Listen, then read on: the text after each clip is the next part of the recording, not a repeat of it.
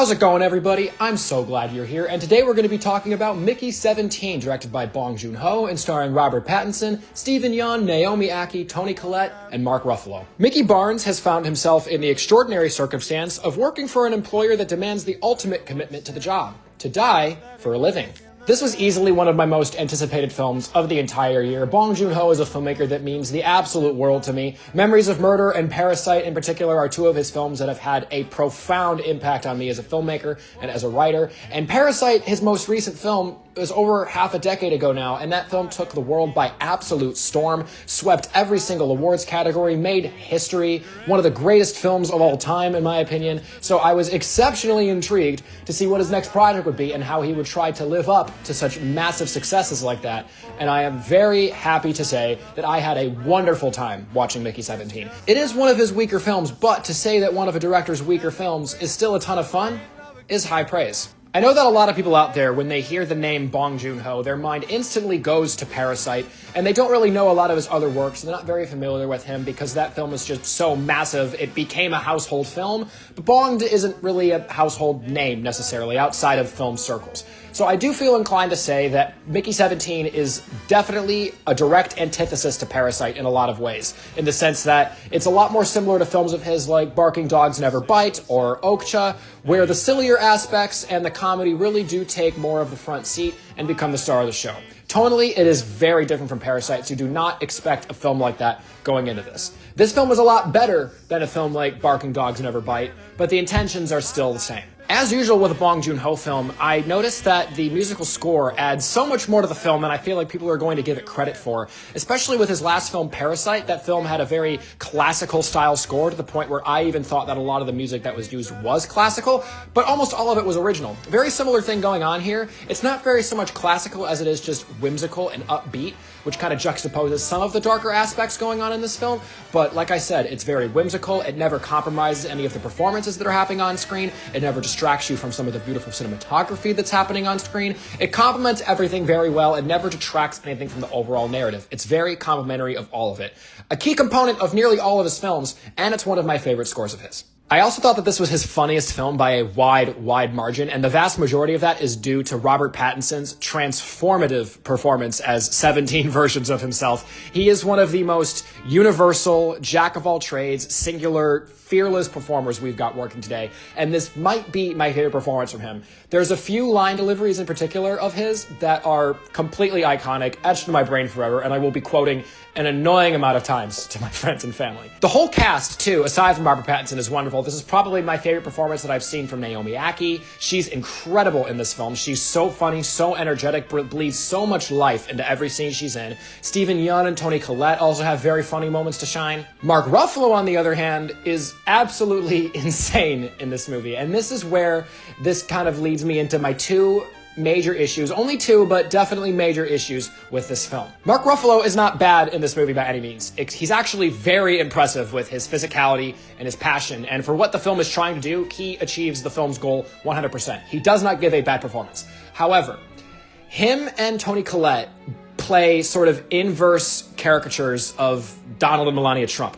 Mark Ruffalo's character is a sort of failed politician. He's lost a couple of elections, and his supporters wear red hats, and they're all manic, and he is anti-Earth. He wants to lead a mass migration of all of his purebred followers and high society lovers to a nearby planet to colonize it. And the journey on that ship is where Mickey and Naomi Akkie's character work, and that's how their dynamic starts, is working on the ship with them. And I thought that sort of flip-flop analysis on the immigration conversation was actually a very interesting idea, and it's very, very cool.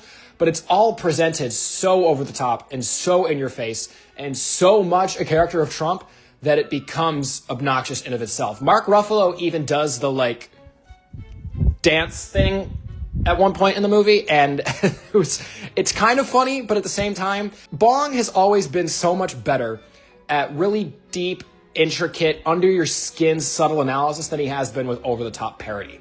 And I think with something like Trumpism and the MAGA movement that's been around for so long and that's so in your face and obnoxious and shoving down your throat all the time, you kind of have to present an analysis of those things a bit more subtly than they do in this film. Obviously, this film is meant to be over the top, and the presentation of these themes and these subjects is supposed to be over the top and shoved down your throat, because that's how the thing it's satirizing is.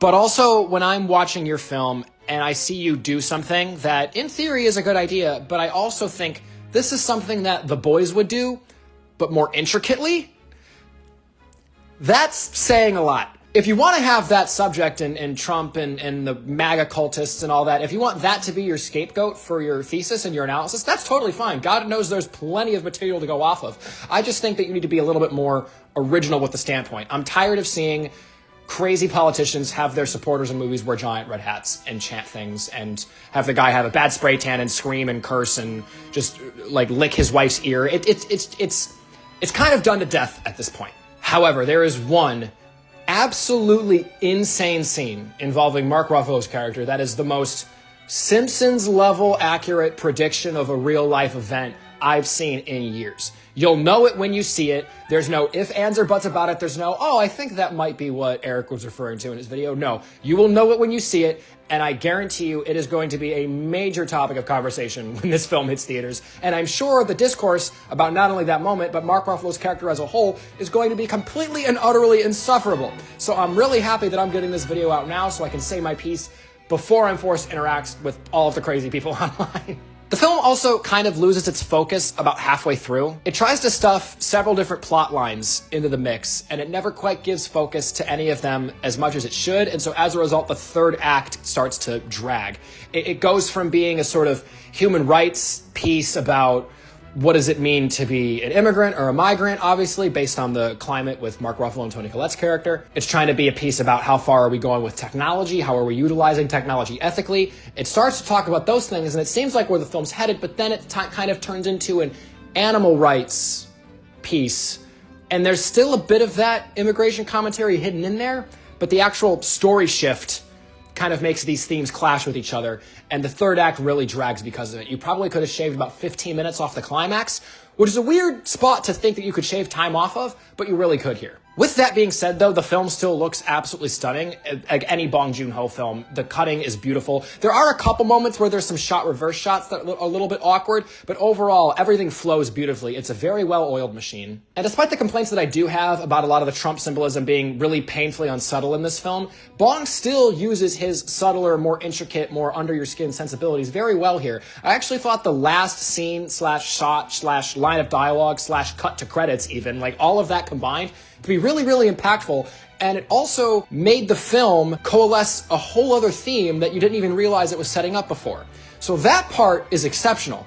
It's just the amount of focus that they give on making some of the more political things so over the top really detract from some of the things that are more unique that you really want to get under your skin. Because the film really isn't saying anything new politically. It's saying stuff that Bong has said before and that a lot of filmmakers are saying before, and just not with the amount of, like I keep saying this word, subtlety and intricacy that we're used to seeing from a Bong Joon-ho film. All in all, though, again, I don't want to seem like I'm dogging on this movie at all, because despite those clear issues that I do have, I had such a great time with this film, and I really want to give Bong props for following up Parasite with a film like Mickey 17, because it's so clear that he is having the time of his life making this movie, and he doesn't give a shit what anybody thinks, what anybody wants him to do. He is making exactly what he wants to make, simply to have fun.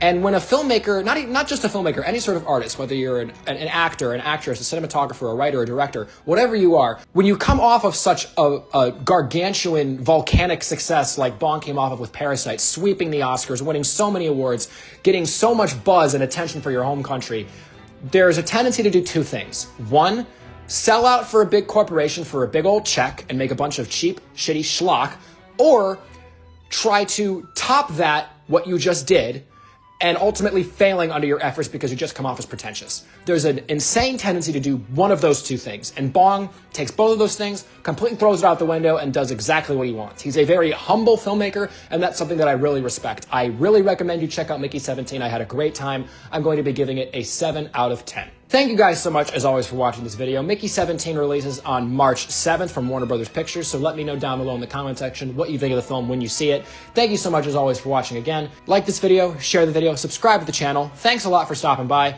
and I'll see you guys in the next one. Bye.